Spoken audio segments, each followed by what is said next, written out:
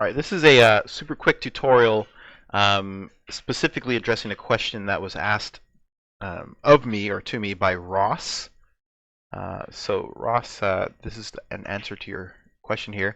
The question was, hey, I mix mainly in like 128 BPM, but what if I wanted to switch and go to a drastically faster or drastically slower beats per minute?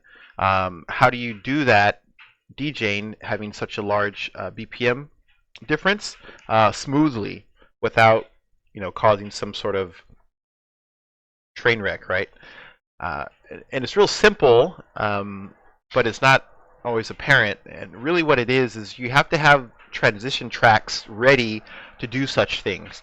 And really, what transition tracks are tracks that essentially have some sort of breakdown that doesn't have any beats, nothing that you can use to keep time. And what this allows you to do, it allows you to transition between those two areas of the songs that have no metronome like qualities to it, allowing you to switch BPMs without it really being noticed.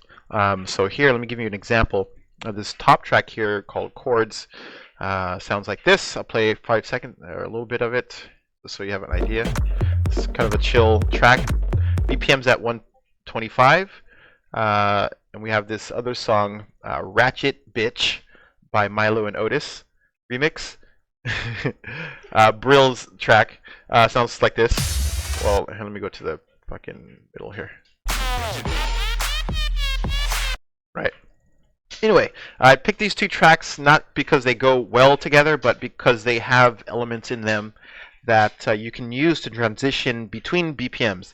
Specifically, if we look at Ratchet Bitch, that's so funny. If you look at Ratchet Bitch, right at the beginning here,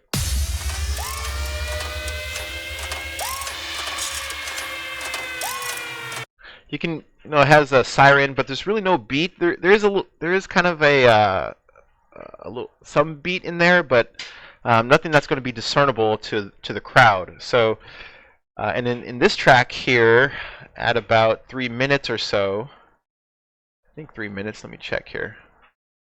There's actually 5 minutes.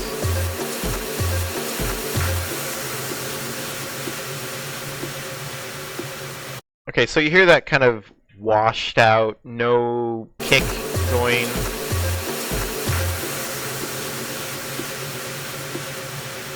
These sections here are really good to use to move to another track that has a vastly different BPM, because there's nothing that the crowd can use to determine whether or not you're on sync with the other track. So let me give you an example. So essentially, not that I would mix the two tracks together, but if we were to use this as an example, let's just go back here. Let's say you're in the chords track, and you want to move to Ratchet Bitch from 125 to 108. Let's play this real quick, and then this is what we would do. So we have this queued up here, right? We do something like this.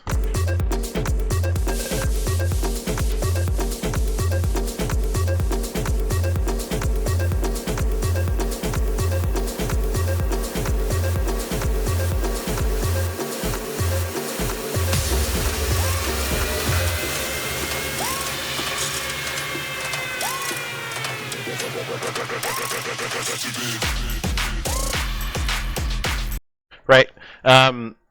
Something like that, right? It doesn't, I mean, that wasn't the best example, but you can see that there wasn't really a train wreck there. So it's really important that you have these tracks in mind, that you have them ready to use. And that's one really good way to transition from higher BPM to lower BPM, using tracks that have no discernible beats, and transition between those two sections of the songs will allow you to switch large BPMs or large BPM gaps or different genres of music that play at different tempos without having to either slow or speed up a track drastically, totally, annihilating what the track was meant to sound like, right? I hope this tutorial is helpful for you. If you have any questions, hit me up on YouTube, HazeioN, or Facebook.com/HazeioN. All right, guys, see ya.